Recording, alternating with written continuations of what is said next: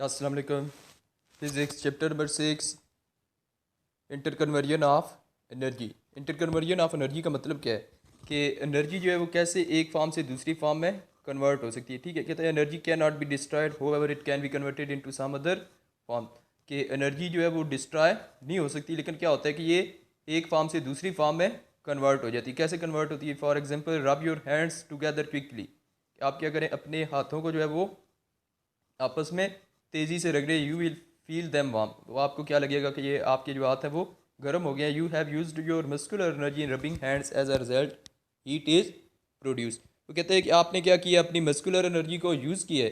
जब आप हैंड्स रब कर रहे थे तो आपने क्या किया, अपनी मस्कुलर एनर्जी को यूज़ किया है। ठीक है, तो इसके नतीजे में क्या हुआ है कि हीट जो है वो प्रोड्यूस हो गई है। हीट जो है वो भी क्या है, ये एनर्जी की एक फॉर्म है। तो कहते हैं इस तरह एनर्जी जो एक फॉर्म से दूसरी फॉर्म में कन्वर्ट होगी। In the process of rubbing hands mechanical energy is converted into heat energy. कहते हैं कि रबिंग प्रोसेस के दौरान क्या हुआ है कि जो मैकेनिकल एनर्जी थी वो हीट एनर्जी में कन्वर्ट हो गई। इसी तरह हमारे इर्द गिर्द बहुत सारी नेचर के अंदर एग्जांपल्स हैं जिसमें एनर्जी एक फॉर्म से दूसरी फॉर्म में कन्वर्ट हो रही होती है। ठीक है, लेट्स सपोज कि आपके पास एक बॉल है, आप इसको अपवर्ड थ्रो करते हैं, ठीक है, ऊपर की तरफ फेंकते हैं। तो जब बॉल ऊपर की तरफ ट्रैवल करना शुरू करती है उसकी काइनेटिक एनर्जी मैक्सिमम होती है, और जैसे जैसे वो ऊपर की तरफ मूव करती जाती है आहिस्ता आहिस्ता उसकी काइनेटिक एनर्जी में कमी आती जाती है, कम होती जाती है उसकी काइनेटिक एनर्जी। लेकिन जब वो ऊपर की तरफ राइज कर रही होती है तो with the increase in height, height के बढ़ने की वजह से क्या होता है, उसकी पोटेंशियल एनर्जी में इजाफा होता जाता है। ठीक है, इसी तरह बाल मूव करके हाईएस्ट पॉइंट तक पहुंचती है, वहाँ जाकर बाल क्या होती है, फॉर इंस्टेंट स्टॉप कर जाती है। ठीक है, तो वहाँ पर जब बाल रुकती है, एक लम्हे के लिए बेशक रुक रही हो, तो उस पॉइंट पर क्या होता है कि बाल की काइनेटिक एनर्जी कम होते होते बिल्कुल ज़ीरो हो जाती है। लेकिन उस हाईएस्ट पॉइंट पर बाल के पास जो पोटेंशियल एनर्जी होती है वो मैक्सिमम होती है। ठीक है, तो इनिशियली उसके पास जो काइनेटिक एनर्जी थी, अब फाइनली वो क्या है, वो सारी की सारी पोटेंशियल एनर्जी में कन्वर्ट होगी। ठीक है, तो इस तरीके से एनर्जी जो है वो एक फॉर्म से दूसरी फॉर्म में कन्वर्ट हो जाती है। ठीक है, तो लेकर ये डिस्ट्रॉय नहीं हो सकती। नेक्स्ट क्या है, प्रोसेस इन नेचर और रिजल्ट ऑफ एनर्जी चेंजेस के बहुत सारे प्रोसेस जो है नेचर के अंदर वो क्या है, ये एनर्जी चेंजेस का रिजल्ट है। For example, some of heat energy from the sun is taken up by water in the oceans. जैसे कि कहते हैं कि ओशंस के अंदर वाटर है, ये क्या करता है कि ये सूरज से हीट एनर्जी ले रहा होता है। ठीक है, this increases the thermal energy, ये क्या करती है, ये उसकी थर्मल एनर्जी में इजाफा कर देती है। Thermal energy causes water to evaporate from the surface to form water vapours. कहते हैं कि अब ये जो थर्मल एनर्जी है, जब वाटर क्या करता है कि ओशन के अंदर जो वाटर है ये सन से हीट एनर्जी लेता है, तो इस वाटर की थर्मल एनर्जी जो है वो इंक्रीज कर जाती है। ये जो टॉप पर उसकी सरफेस के ऊपर वाटर के मॉलिक्यूल्स होते हैं, हम कहते हैं कि इनकी क्या हुई है, इनकी एनर्जी में इजाफा हो गया है। ठीक है, तो क्या होगा, कहते हैं कि ये thermal energy causes water to evaporate from the surface to form water vapour. ये जो थर्मल एनर्जी है, जिस वाटर की एनर्जी में इजाफा हुआ है, ठीक है, इसकी वजह से क्या होता है कि वाटर फ्रॉम द सरफेस जो है वाटर वेपर्स में कन्वर्ट हो जाता है, एवपोरेट हो जाता है।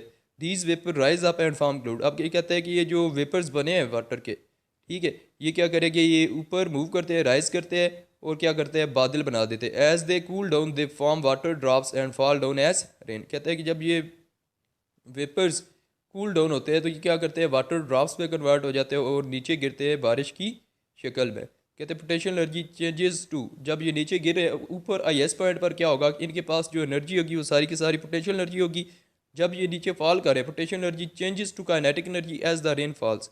तो जब बारिश गिरती है तो क्या होता है, कहते हैं कि पोटेंशियल एनर्जी जो है वो काइनेटिक एनर्जी में कन्वर्ट हो रही होती है, चेंज हो रही होती है। दिस रेन वाटर में we reach a lake or a dam. अब ये बारिश का पानी जो है वो एक लेक में पहुंच सकते हैं, एक डैम में भी पहुंच सकते हैं।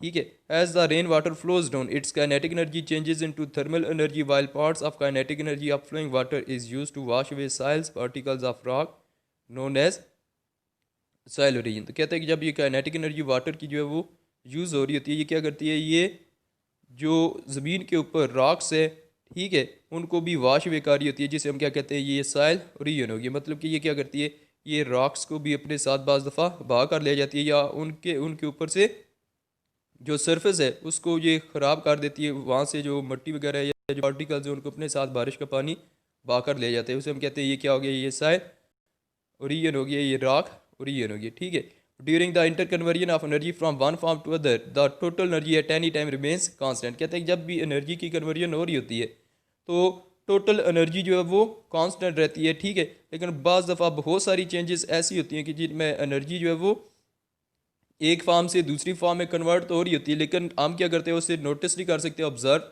नहीं कर पाते। लेकिन क्या है कि असल में होता क्या है कि हम जो एनर्जी चेंज वहाँ पर आ रही होती है तो बहुत सारी एनर्जी फॉर्म्स ऐसी होती हैं जिनको हम यूटिलाइज़ नहीं कर सकते, ठीक है। जैसे जब भी कोई ऑब्जेक्ट नीचे गिरता है, ठीक है, उसके पास काइनेटिक एनर्जी है, जब वो ग्राउंड के साथ स्ट्राइक करता है वहाँ पर different kinds of energy produce होती हैं। एक तो ये जब स्ट्राइक करेगा हीट एनर्जी प्रोड्यूस होगी, साउंड एनर्जी प्रोड्यूस होगी, लेकिन हम इन एनर्जी फॉर्म्स को यूटिलाइज नहीं कर सकते। तो हम कहते हैं कि यहाँ पर ये क्या हुआ, एनर्जी का लॉस हो गया, ठीक है। असल में लास्ट ये हो रहा था, वहाँ पर एनर्जी एक फॉर्म से दूसरी फॉर्म में कन्वर्ट हो रही होती है, ठीक है। लेकिन एनर्जी के बाद फॉर्म्स ऐसे होती हैं जिनको हम जो सही तरह से यूटिलाइज नहीं कर सकते, उन्हें सही तरह से नोटिस नहीं कर सकते, ठीक है। तो energy inter conversion of energy ये कहते हैं कि एनर्जी हमेशा एक फॉर्म से दूसरी फॉर्म में कन्वर्ट होती है, it can not be destroyed, कि ये डिस्ट्रॉय नहीं हो सकती। नेक्स्ट देखिए major sources of energy. Energy के मेजर सोर्सेज कौन कौन से हैं, ठीक है। द एनर्जी वी यूज़ के कम्स फ्राम सम, कि ज़्यादातर एनर्जी जो हम यूज़ करते हैं वो क्या है, वो सूरज से आती है, विंड एंड वाटर पावर, या फिर विंड और वाटर पावर से आ रही होती है extra. Actually all of energy we get comes directly और इनडायरेक्टली फ्राम सन। कहते हैं कि जितनी भी हम एनर्जी यूज़ करें या तो ये डायरेक्टली सूरज से आ रही है या इनडायरेक्टली सूरज से आ रही है। नेक्स्ट देखिए फॉसिल फ्यूल्स। तो पहले तो ये पता होना चाहिए फॉसिल फ्यूल्स होते हैं कि फॉसिल फ्यूल्स के असल में ये हमारे पास जो हज़ारों साल पहले, ठीक है, जानवर और पौधे वगैरह थे, ये down the surface of earth जो है वो आगे, अब उनकी डिके की वजह से वहाँ पर क्या है ये इस तरह का मादा बन गया, ठीक है। ये सारे के सारे जो थे हमारे पास जो प्लांट्स थे या एनिमल्स थे वो क्या हुए, वो फॉसिल फ्यूल्स में कन्वर्ट हो गए। तो फॉसिल फ्यूल्स क्या है, we use fossil fuel such as coal, oil and gas to heat our houses and run industry and transport. हम क्या करते हैं कि फॉसिल फ्यूल्स को यूज़ करते हैं, किस फॉर्म में होते हैं ये फॉसिल फ्यूल, कोल की फॉर्म में होते हैं, ऑयल की फॉर्म में होते हैं या फिर गैस की फॉर्म में। और हम इन्हें कैसे यूज़ करते हैं, to heat our houses and run industry and transport. हम अपने घरों को हीट करने के लिए, ठीक है, इंडस्ट्री को चलाने के लिए या ट्रांसपोर्ट में इनको यूज़ करें। ये सारे जो है ये ऑयल्स, कोल और गैस वगैरह ये सारे फॉसिल फ्यूल्स हैं। They are usually hydrocarbons. कहते हैं ये ज़्यादातर क्या होते हैं, ये हाइड्रोकार्बन्स होते हैं। हाइड्रोकार्बन्स क्या हैं, compounds of carbon and hydrogen. ये कार्बन और हाइड्रोजन के कंपाउंड हैं। When they are burn they combine with oxygen with from the air. कहते हैं कि जब ये जलाए जाते हैं ये क्या करते हैं, ये ऑक्सीजन के साथ कंबाइन होते हैं, ठीक है, फ्रॉम द एयर, हवा में मौजूद ऑक्सीजन के साथ ये कंबाइन होते हैं, ठीक है। तो कंबस्टन का प्रोसेस जो है वो हमेशा in the presence of air होता है, ठीक है। वहाँ पर ऑक्सीजन की मौजूदगी में कंबस्टन का प्रोसेस हो सकता है, या कोई भी चीज़ जो आपने जलानी है वो अगर ऑक्सीजन है तो वो जल सकेगी। The carbon becomes carbon dioxide. क्या जब ये बर्न करेगी क्या होगा, कार्बन कार्बन डाइऑक्साइड में कन्वर्ट हो जाएगी। Hydrogen becomes hydrogen oxide called water. Hydrogen जो है वो किस में कन्वर्ट होगी, कहते हैं हाइड्रोजन ऑक्साइड में कन्वर्ट होगी, जिसे हम क्या कहते हैं, ये वाटर है, ठीक है। तो असल में क्या होता है, कार्बन कार्बन डाइऑक्साइड में कन्वर्ट होगी, हाइड्रोजन वाटर में, while energy release at heat. जबकि एनर्जी जो है वो यहाँ पर रिलीज हो रही होती है हीट की फॉर्म में। In case of coal carbon plus oxygen goes to carbon dioxide plus heat energy. फिर कार्बन, सिर्फ कार्बन के केस में क्या होता है, या कोल के केस में कार्बन और ऑक्सीजन आपस में रिएक्ट करते हैं, कार्बन डाइऑक्साइड बनता है प्लस हीट एनर्जी रिलीज हो रही होती है। लेकिन अगर हाइड्रोकार्बन है हमारे पास, हाइड्रोकार्बन प्लस ऑक्सीजन, अब हाइड्रोकार्बन में क्या होता है, कार्बन भी होती है और हाइड्रोजन भी होती है। जब ये ऑक्सीजन के साथ रिएक्शन होता है, जब ये बर्न करते हैं क्या होता है, कार्बन डाइऑक्साइड बनती है प्लस वाटर बनता है प्लस हीट एनर्जी जो है वो रिलीज हो रही होती है। The fossil fuels took billion of year for their formation. कहते हैं फॉसिल फ्यूल्स को बनने में क्या हुआ है, मिलियंस ऑफ ईयर जो है वो लग गए। They are known as non renewable resources. कहते हैं ये नॉन रीन्यूएबल रिसोर्सेज हैं कि एक बार आपने इनको यूज़ कर लिया दोबारा ये आपको अवेलेबल नहीं होंगे, वो ख़त्म हो जाएंगे, ठीक है। We are using fossil fuels at a very fast rate. हम इन फॉसिल फ्यूल्स को क्या करें, बहुत तेज़ी से यूज़ करें। These their use is increasing day by day to meet our energy needs. इनका इस्तेमाल जो है वो दिन ब दिन बढ़ता जा रहा है। हम अपनी एनर्जी की ज़रूरियात को पूरा करने के लिए इनके इस्तेमाल को दिन ब दिन बढ़ा रहे हैं। Rate they will soon be exhausted. कहते हैं कि अगर हमने इनका इस्तेमाल इसी तरह जारी रखा जिस तरह अभी हम इनको इस्तेमाल कर रहे हैं, तो तो जल्द ही क्या होगा, इनका खात्मा हो जाएगा, ये बिल्कुल दुनिया से ख़त्म हो जाएंगे। Once their supply is exhausted, एक बार ये ख़त्म होगी, the world would face serious energy crisis, तो सारी दुनिया क्या करेगी कि एनर्जी क्राइसिस का सामना करेगी।